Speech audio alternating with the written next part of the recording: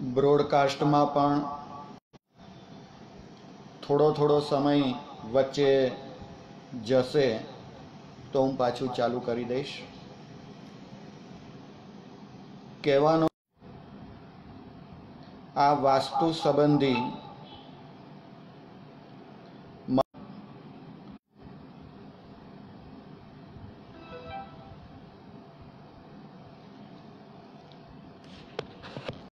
અને એ આજે વિવિધ એંગલોથી આપણે વિચારવાનું છે.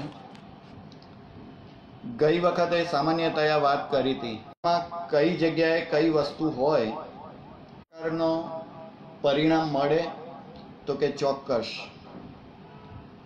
આપણા જીવનની અંદર વાસ્તુ પણ એક બહુ મોટો ભાગ ભજવે છે. ક્યારેક ટ્રાય કરજો, ઉત્તર દિશા તરફ જ્યારે તમે માથું રાખીને સૂઈ જઈએ ને આપણે તે વખતે જો માથું રાખીને સૂવામાં આવે તો એટેક, મનની અશાંતિ, આ બધું. આપણું મસ્તક દક્ષિણ તરફ હોવું જોઈએ, આ સર્વશ્રેષ્ઠ. હવે માનો કે સૌથી પહેલાં આજે શરૂઆત આપણે વિવિધ વિભાગોથી કરીએ. એમાં સૌથી પહેલું મેઇન એન્ટ્રી જો દક્ષિણમુખી હોય તો ઘણાને ત્યાં આગળ દક્ષિણનો દરવાજાનો અર્થ શું? આપણે બહાર નીકળીએ તે વખતે આપણી સામે દક્ષિણ દિશા આવે અને ઘરમાં એન્ટ્રી થઈએ ત્યારે આપણી સામે ઉત્તર દિશા આવે.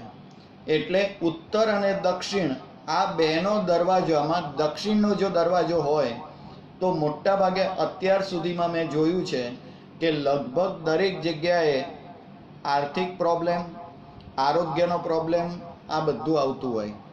પણ ઐકાંતિક એવું કહી શકાતું નથી. ઘણી વખત કોઈકને એ દક્ષિણનો દરવાજો ફળે પણ ખરો. અને એટલે હવે જો માનો કે દક્ષિણનો દરવાજો હોય તો શું કરવું? તો એનો એક જ ઉપાય કે દક્ષિણના દરવાજામાં માનો કે આપણા ઘરની અંદર આપણે એન્ટ્રી થયા અને આપણો દક્ષિણનો દરવાજો છે તો પહેલો એક તો 24 કલાક ગ્રીન કલરનો કે લાલ કલરનો બલ્બ ચાલુ રાખો 24 કલાક માટે. આ પહેલું એનું સમાધાન છે. પણ માનો કે એ ન હોય, એવું ન કરવું હોય તો શું કરવું? તો કે જે બારણું છે એ બારણાની બરાબર ઉપર મધ્ય ભાગે એક મિરર લગાવી દેવાનો, નાનો અમથો, ચાહે ગોલ હોય કે ચોરસ હોય, લંબચોરસ. ચોરસ ન રાખવો, લંબચોરસ. અને એ બારણાની બરાબર વચ્ચોવચ ઉપરની સાઈડમાં કે જ્યાં આપણે ભગવાન મૂકતા હોઈએ છીએ ઘણી વખત, તો ત્યાં ગાડી આટલો નાનો અમથો, કેટલો? તો કે માત્ર 5 ઇંચ બાય 4 ઇંચ. તો આટલો નાનો અમથો ઘરની બહાર લગાવવાનો છે, અંદર નહીં. બહારથી આપણે અંદર આવીએ એ રીતે લગાવવાનો. અને એનાથી આ પ્રોબ્લેમ મહદ અંશે સોલ્વ થઈ જાય છે. એટલે ક્યારે પણ કોઈ પણ જગ્યાએ તમે જાઓ તો બારણું ખાસ જોવાનું ઘર લેતી વખતે કે બારણાની મુખ્ય દિશા કયા તરફ પડે છે. અને જો દક્ષિણમુખી હોય અને આપણે લેવાનું જોઈએ પહેલેથી જ તો પછી એ ન લેવું. પૂર્વનું બારણું ચાલે.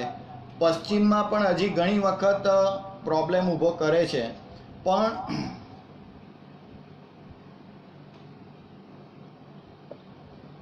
પણ એક વસ્તુ સમજજો કે મોટા ભાગે દક્ષિણના દરવાજામાં, દક્ષિણ એ યમની દિશા છે અને એ દિશા તરફ જો કંઈ પણ રાખવામાં આવે, આવર જવર કરવામાં આવે તો એમના ઘરમાં કોઈ પણ પ્રકારની દવા વગેરે સતત ચાલતી હોય, ઘરમાં દવાનો ડબ્બો ભરેલો હોય, આવું બધું ચાલ્યા કરે. અને એટલે બને ત્યાં સુધી બીજું કે આપણા ઘરના પગ લૂછણિયા જે છે એ પગ લૂછણિયા ફૂલ લાલ કલરના રાખવા, સામાન્ય નહીં, બિલકુલ રેડ કલર. અને એટલે ઘરની અંદર જેવા એન્ટ્રી થઈએ કે બહાર કે અંદર કોઈ પણ જગ્યાએ આપણા ઘરની જે રીતે તમારા ઘરની સિચ્યુએશન હોય તે રીતે કાં તો બહારની સાઈડ કાં તો અંદરની સાઈડ પણ લાલ કલરનું પગ લૂછણિયું, રેડ કલર જોઈએ. અને પ્યોર રેડ, એકદમ રેડ, વચ્ચે કોઈ પણ પ્રકારના કલરની ડિઝાઇન પણ ના જોઈએ. તો જો આ રીતે હશે તો એ સર્વશ્રેષ્ઠ માનવામાં આવે છે. લાલ કલર આપણા ઘરની અંદર ઉમરો જે જોઈએ અને એ ન હોય તો પણ વચ્ચે એક પટ્ટી રંગી દેવામાં આવે અને એને ઉમરા તરીકેની કલ્પના કરવામાં આવે, પણ ઉમરા વિનાનું ઘર ના ચાલે. બીજું કે જેવા આપણી એન્ટ્રી થાય કે એન્ટ્રી એટલે દરવાજાની બરાબર નજીક પાસે કોઈ પણ પ્રકારનો અવરોધ હોય તો મોટાભાગની એનર્જી અટકી રહે છે. એટલે બારણું જે છે ને એ બારણાથી માંડીને છેલ્લે સુધી બને ત્યાં સુધી કોઈ પણ પ્રકારનું વિઘ્ન ન હોય, આળસ ના હોય, એ ધ્યાન રાખવું. હા, બારણાની પછી 10 5 ફૂટ 4 ફૂટ છે અને પછી તમે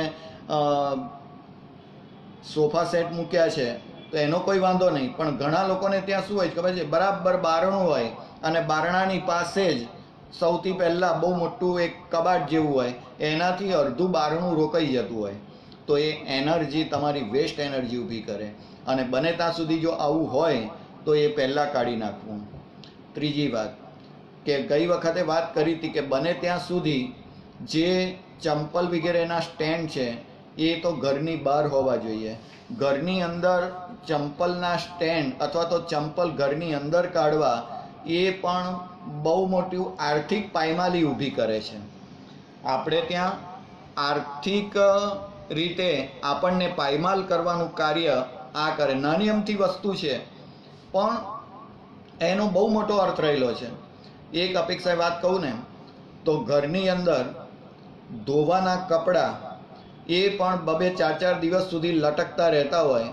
આપણે ત્યાં ના પાડી છે કે ઘરની અંદર લટકતા કપડાં એ વિશેષ પ્રકારે વેસ્ટ એનર્જી ઊભી કરે. ઘણા માણસોને છે ને એવી ટેવ હોય કે બારણું હોય, બારણાની પાછળ 1 લાખ કપડાં જોઈતા હોય તો લટકતા જ હોય અને તે પાછા કોઈ કામ વગરના, અને એનો એવા કપડાં એની પાછળ જો લટકાવવામાં આવે. એક વસ્તુ ધ્યાન રાખજો, આપણા ઘરનું મુખ્ય બારણું જે છે એ મુખ્ય બારણું એ તો પવિત્ર માનવામાં આવે, એ પણ એક દેવસ્થાનની સમકક્ષ કહેવામાં આવ્યું છે.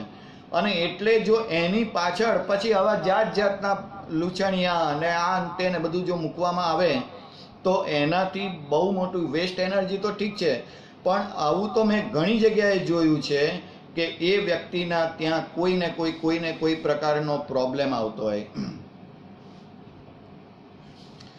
ઘરનો દરવાજો હંમેશા પૂર્વનો હોય તો એ સર્વશ્રેષ્ઠ ગણાય. પૂર્વનો દરવાજો આપણે ત્યાં વૃદ્ધિ લાવે છે.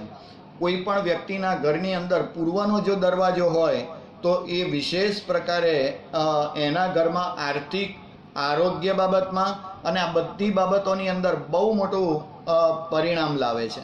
અને એટલે બને ત્યાં સુધી ઘરનો દરવાજો આપણો પૂર્વમાં હોય એવી રીતે લેવો. આ વસ્તુ ક્યારે થઈ શકે ખબર છે કે જ્યારે તમે કોઈ મકાન શોધતા હો અથવા તો કોઈ નવું બનતું હોય તો તે વખતે જે ફ્લોરની તમને નકશો આપ્યો હોય એ નકશામાં જોવું કે કઈ બાજુ પૂર્વમાં પડે છે, ક્યાં ગાડી, અને વાસ્તુશાસ્ત્રી કોઈ પણ વ્યક્તિ હોય તો એની સાથે સલાહ મશવરા કરી અને પછી જો લેવામાં આવે તો ભવિષ્યમાં આવા કોઈ જાતના પ્રોબ્લેમથી આપણને આપણી જાતને તો બચાવી શકીએ, કુટુંબને પણ બચાવી શકીએ. તો ઘરની અંદર પાછળના ભાગે નક્કામાં કપડાં ટીંગાતા હોય. બીજું, ઘરની અંદર જે સાલ ચાલી ગઈ છે, જે વર્ષ જતું રહ્યું છે એ વર્ષના કેલેન્ડરો વગેરે જો લટકાવેલા હોય તો તે પણ આર્થિક રીતે નુકસાન ઊભું કરે છે. બને ત્યાં સુધી છે ને ઘર એમાં બને ત્યાં સુધી બહુ ઓછી વસ્તુઓ રાખવી. ઘણી વ્યક્તિને ત્યાં પસ્તીના ભંડારો પડેલા હોય. એક વ્યક્તિને ત્યાં ઓછામાં ઓછી 25-30 કિલો પસ્તી હોય અને એ બિલકુલ કાઢવામાં ન આવે તો એ વ્યક્તિના જીવનમાં રાહુની અસર સૌથી વધુ જોવા મળે. રાહુની સૌથી વધુ અસર જોવા મળે છે. અને એટલે બને ત્યાં સુધી છે ને પસ્તી એટલે કે પેપરની પસ્તી ઘરની અંદર ન રાખવી. લોખંડનો ભંગાર વધારે પડતો હોય તો તે કાઢી નાખવું. જૂના કોઈ દિવસ કામ હવે પછી આવવાના નથી એવા પહેલાંના કાળના વાસણો પણ તૂટી ગયેલા હોય, એન્ટિક પીસની હું વાત નથી કરતો, જે વાસણો તૂટી ગયેલા હોય, ભાંગી ગયેલા હોય પણ છતાંય આપવાની ઈચ્છા ન થતી હોય આવું બધું જો થતું હોય તો તમે તો દુઃખી થાઓ, પણ તમારા ઘરના સભ્યો પણ દુઃખી થાય ને થાય. અને એટલે ઘરની અંદર જે કામની વસ્તુ નથી એને તમે બિલકુલ ન રાખો, કારણ કે એનાથી એવું દરેક જગ્યાએ જોયેલું છે.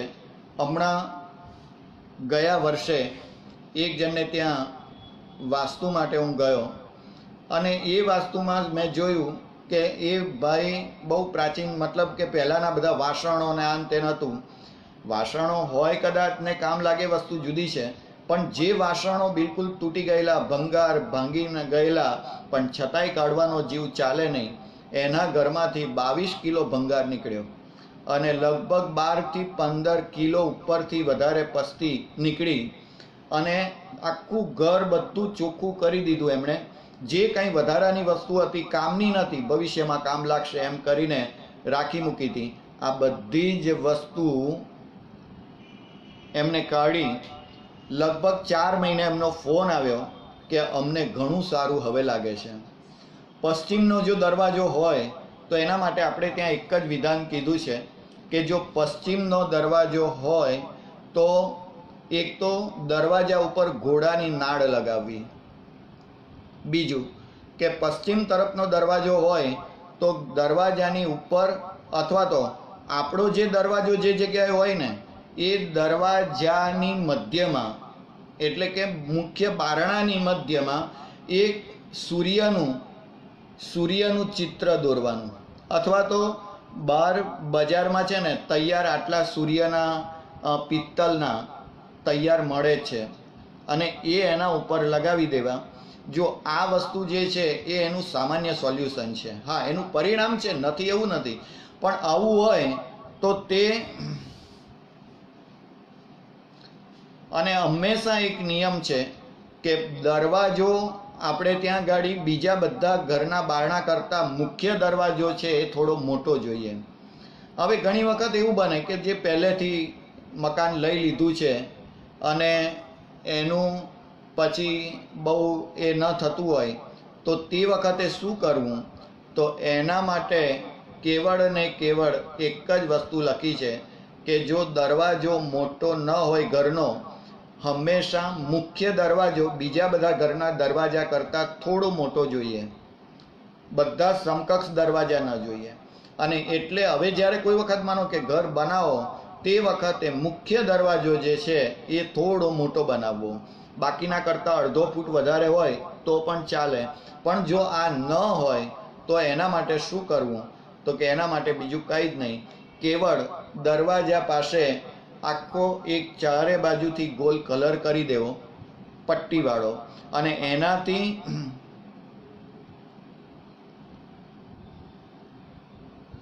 દક્ષિણ દિશા તરફ, હમણાં જ મેં કીધું આ કે દક્ષિણ દિશા તરફ જો દરવાજો હોય તો ઉપર મિરર લગાવવો, લાલ અથવા ગ્રીન કલરનો બલ્બ 24 કલાક ચાલુ રાખવો. બાકી અમુક વસ્તુ એવી છે, દાખલા તરીકે ઘણા લોકોનો પ્રશ્ન એક હમણાં આવતો વચ્ચે કે દક્ષિણ દિશામાં, ઈશાન ખૂણાની અંદર જો ટોયલેટ બાથરૂમ હોય તો શું કરવું? અને વાત એ સાચી કે આપણે ત્યાં ઘણી વખત એવું થતું હોય છે કે જ્યાં બહુમાળી બિલ્ડિંગો હોય ત્યાં આગળ એક સાથે બધાનું કનેક્શન હોય, એટલે બીજી કોઈ જગ્યાએ દરવાજો એ થઈ શકે એમ ન હોય, તો તે વખતે શું કરવું?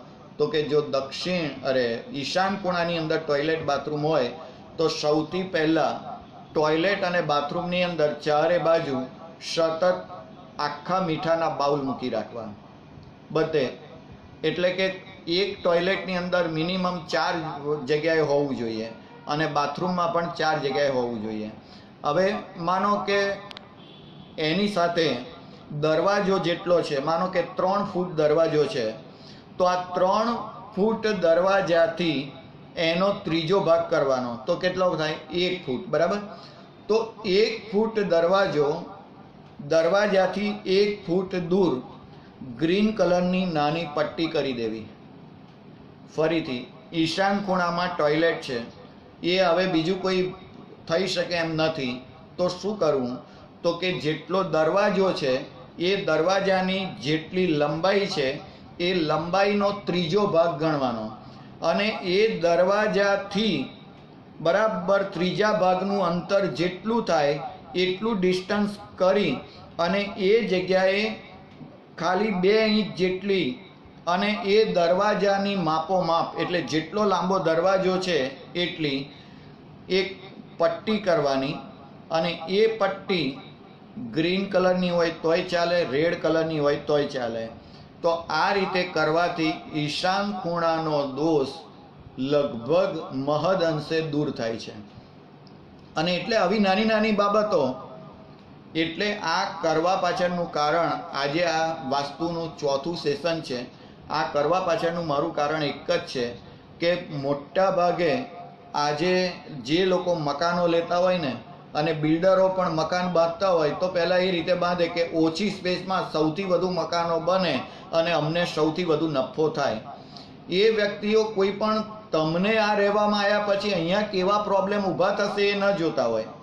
અને ઘણી જગ્યાએ તો એવું પણ મેં જોયું છે કે બરાબર હોલ, મધ્ય જે હોલ છે, હોલમાંથી જ બરાબર બીમ જતું હોય. હવે આવું બધું જ્યાં થતું હોય ને, તો એક અપેક્ષાએ વિચારવા જઈએ તો મકાન લેતી વખતે બહુ વિચાર કરીને લેવું. બીજી વાત કે જ્યાં ગાડી અતિશય વધારે પડતા બારી બારણા હોય, અતિશય વધારે, તો તેવું ઘર પણ ન લેવું. જે ઘર ત્રિકોણ હોય, ત્રિકોણ એટલે એની 3 બાજુ ખૂણો કપાતો હોય, તો એવું ઘર તો ક્યારેય લેતા જ નહીં. જો ત્રિકોણીયું ઘર હોય તો વહેલી તકે કાઢી નાખજો, કારણ કે એ ઘરમાં રહેનારો વ્યક્તિ ક્યારેય સુખી થતો નથી. એટલે ત્રિકોણ પણ ન જોઈએ. બને ત્યાં સુધી એવું ઘર લેવું કે જેમાં મુખ્ય આપણી 4 દિશાઓ છે, ઉત્તર, દક્ષિણ, પૂર્વ અને પશ્ચિમ. તો એ 4 દિશાઓમાં જ ખૂણા ના આવતા હોય.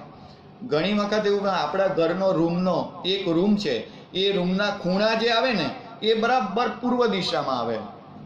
હવે મુખ્ય 4 દિશા ગણાય. હવે 4 દિશામાં જો ખૂણા પડ્યા તો આપણો રૂમનો મધ્ય ભાગ વિદિશામાં આવે. અને વિદિશામાં આવે એવું બને ત્યાં સુધી ન લેવું. પછી કદાચ થાય તો જેટલા રોગો છે એ બધાની જેમ દવા છે. બસ એ જ રીતે અહીંયા પણ જે કંઈ પ્રોબ્લેમ છે એ દરેકનું નિવારણ પણ છે. પણ એ દરેકના નિવારણની અંદર હું તો કેવળ એક જ વસ્તુ કહું કે હજારો રૂપિયા ખર્ચીને બીજાને બોલાવવા એના કરતાં જાતના ડૉક્ટર જાતે બનવું સારું. અને એટલે દરેકના ઘરમાં આટલું નોલેજ તો દરેક વ્યક્તિને હોવું જોઈએ. આપણા ઘરના બાળકોને પણ આનું નોલેજ થોડું ઘણું હોવું જોઈએ. કારણ કે આ નોલેજ એવું છે કે આ કોઈ દિવસ કામમાં નથી લાગવાનું એવું નહીં બને, હંમેશા કામ લાગશે. અને એટલે આ જે કંઈ હું તમને કહી રહ્યો છું એ ઘણી બાબતો એવી છે કે જે પુસ્તકોમાં નથી લખી. એક જગ્યાએ વાસ્તુનું સેમિનાર હતું.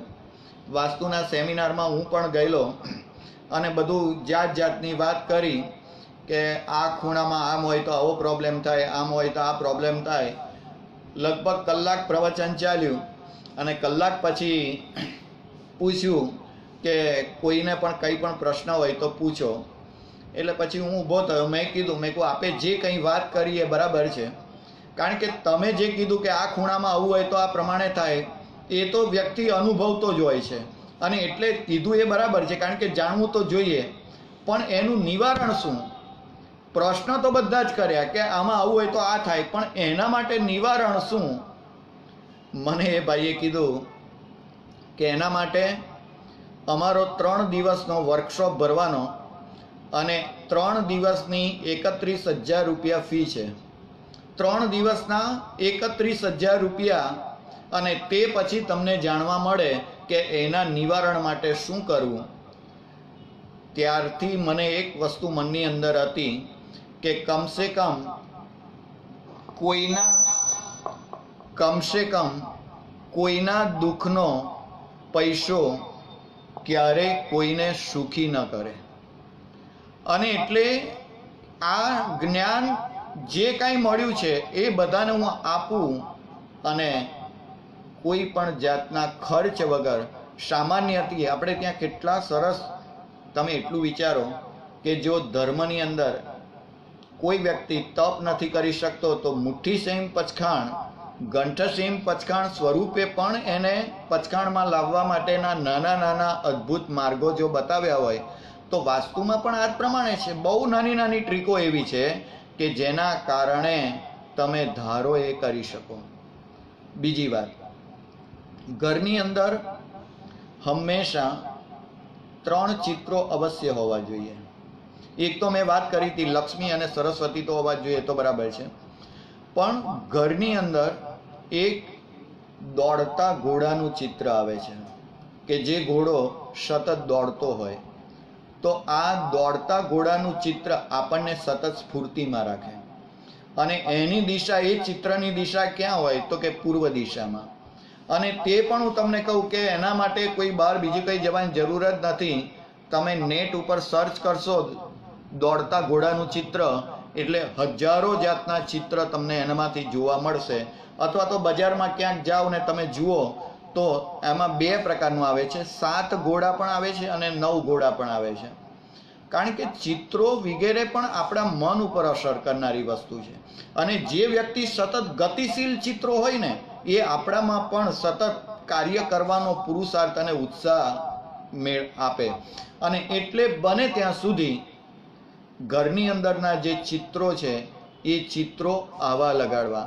7 ઘોડા પણ આવે, 9 ઘોડા પણ આવે. 9 ઘોડાના ચિત્રો બહુ ઓછા જોવા મળે છે, પણ આ પ્રમાણે. બીજું, ઘરની અંદર મેં હમણાં જ વાત કરી હતી એક વખત કે ઘરની અંદર બને ત્યાં સુધી વધારે પડતી સાવરણી પણ ન રાખવી. જરૂરી હોય એ ચોક્કસ વાંધો નહીં, પણ વધારે પડતી સાવરણી એ પણ ઘરની અંદર બહેનો વચ્ચે તકરાર ઊભી કરે.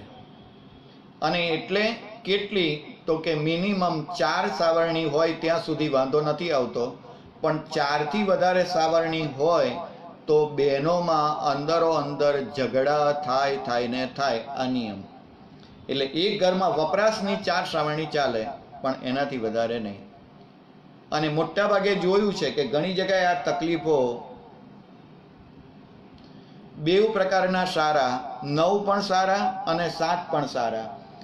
મારા ઘરની અંદર મેં જે લગાડ્યો છે એ 9 ઘોડાનું ચિત્ર છે. કારણ કે 9 અને 7 બંને આંકડા અભંગ છે, એટલે એમાં કોઈ બીજો વાંધો નથી. ઘરના કોઈ પણ વસ્તુ એકી સંખ્યામાં હોય એ વધારે ઈચ્છનીય છે. દાખલા તરીકે ઘરના પગથિયા. હવે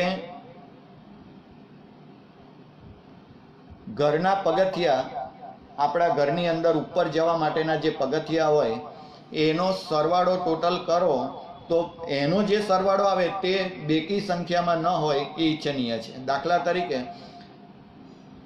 26, તો 6 ને 2 8, એટલે બેકી સંખ્યામાં એનો જવાબ આવ્યો, તો તે ના ચાલે. તો પછી હવે માનો કે આ તો થઈ ગયા છે પગથિયા, તો શું કરવું? તો કે બીજું કંઈ નથી કરવાનું. છેલ્લું જે પગથિયું આવે ઉપર છેક લાસ્ટમાં, છેલ્લામાં છેલ્લું જે પગથિયું આવે એ પગથિયા ઉપર એક ગ્રીન કલર અથવા લાલ કલરનો એક પટ્ટો દોરી દેવો, તો આ દોષ દૂર થાય છે. હવે બેકી સંખ્યામાં જો હોય તો પગથિયા ઘરના જો પગથિયા હોય તો આ ઘરના પગથિયા બેકી સંખ્યામાં હોય તો વ્યક્તિને કયો પ્રોબ્લેમ આવે? તો જો બેકી સંખ્યામાં હોય તો સૌથી પહેલાં એક તો ઘરની અંદર અસ્થિરતા રહે, ઘરમાં ગમે નહીં, બહાર ગમે. બીજું, વ્યક્તિને નોકરી બાબતનો પણ કોઈ પણ પ્રશ્ન આવે એટલે નોકરી બહુ છૂટતી જાય, બીજી મળી જાય ખરી પણ બહુ એકમાં એમ સતત ઘણા માણસોને જોજો તમે, બહુ નોકરીઓ બદલ કરે પણ એમાં એનોય વાંક ના હોય. પાછું કંઈ ને કંઈ પ્રયોજન એવા બને કે જેથી કરીને બીજાને આ બધું જ એટલું બધું રિસર્ચ કરીને પછી કહેલું છે. તમને કહું છું કે બીજા હોય ને તો આ રીતે નહીં બતાવે, કોઈ તમને નહીં કહે કે તમારા ઘરમાં આ રીતનો પ્રોબ્લેમ છે. એ તો એમ કહેશે કે આ રીતે તમે કરો તો તમારું આ પ્રોબ્લેમ દૂર થશે. પણ કહેવાનો મતલબ કે આ પ્રમાણે જો હોય તો તે ખાસ કરો. ત્રીજી વાત, ઘરનો દરવાજો પાછળની સાઈડ જે આવે એમાં પાછળ કશું ન મૂકવું. મુખ્ય ગેટ જે છે એની પાછળ ઘણા લોકોને કોઈ પાના ટીંગાડી રાખવાના કે કોઈ વસ્તુ મૂકી રાખવું, તો તે પણ ઘણા લોકો આમ આ એક અપેક્ષા વિચારવા જઈએ તો બધું પાછળ એકદમ એ કરે છે. એ વ્યક્તિના ઘરની અંદર મોટા ભાગે તકલીફો હોય ને હોય જ. તમે ટ્રાય કરજો. અત્યારે આજે મેં જે કાંઈ કહ્યું ને એ તમે તમારી રીતે જો ઘરમાં હોય તો આ પ્રમાણે તો ટ્રાય કરજો. જુઓ 10-15 દિવસમાં તમને એનું પરિણામ ન મળે તો મને કહેજો. બહુ નાના નાના સોલ્યુશન છે. પૂર્વ દિશામાં જ ઘોડાનું ચિત્ર હોવું જોઈએ એવું નથી. પૂર્વ દિશા ઉગમની દિશા છે અને પૂર્વ દિશાથી સૂર્ય ઉગે એટલે આપણે વિશેષ રીતે આપણું કાર્ય ચાલુ કરતા હોઈએ છીએ. એટલે પૂર્વ દિશા એ શુભ શરૂઆતની દિશા મનાય છે. માટે પૂર્વ દિશામાં પણ 2 જગ્યાએ ચાલે. પૂર્વ દિશા પણ ચાલે, પશ્ચિમ દિશા પણ ચાલે અને ઉત્તર દિશા ચાલે. પૂર્વ, પશ્ચિમ અને ઉત્તર આ 3 દિશા તરફ ચાલે. પણ જે ઘોડાનું મોઢું જે છે એ ઘરની બહાર જતું હોય, એટલે બહાર નીકળતા હોય એ રીતે, એમ ઘરની અંદર આવતા હોય એવું નહીં. એટલે ઘરની બહાર જતા હોય એ રીતનું ચિત્ર બને ત્યાં સુધી લેવું.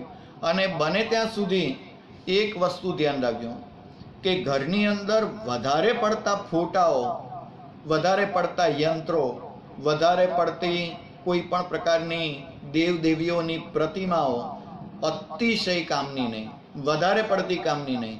અને એટલે એ વસ્તુ જેટલી ઓછી હોય, ભાવ હોય અને આપણે જે કંઈ રાખીએ એમાં કોઈ ના નથી, પણ બને ત્યાં સુધી આવી વસ્તુ ઓછી રાખવી. તો કહેવાનો મારો ભાવ એક જ છે કે આજે ગઈકાલે રાત્રે લગભગ 18,000 જાપ પૂરા કર્યા આખી રાત. અને તે પછી અત્યારે પણ પૂજન હમણાં જ જસ્ટ પતાવીને આવ્યો છું. તરત જ પાછું બીજે પણ છે. અને એટલે આજનો દાડો આ જે સેશન છે એ અહીંયા હું અટકાવું છું. આજે અડધો કલાક જ ખાલી લઉં છું. પણ આપના કોઈ પણ પ્રશ્ન હોય તો ચોક્કસ મને વોટ્સએપ પર લખીને મોકલજો. અને આમાં લખશો તો પણ હું જવાબ તો આપીશ, પાછળથી વોઇસ મેસેજથી પણ વોટ્સએપ ગ્રુપમાં હું જવાબ આપી દઈશ. આપને જે કોઈ ક્વેશ્ચન હોય પણ એટલું કે જવાબ હું મારી અનુકૂળતાએ આપીશ. અત્યારે તમે લખ્યું ને બપોરે જવાબ જોઈએ એવું નહીં થાય. મારાથી શક્ય એટલો જલ્દી જવાબ આપવાનો પ્રયત્ન કરીશ.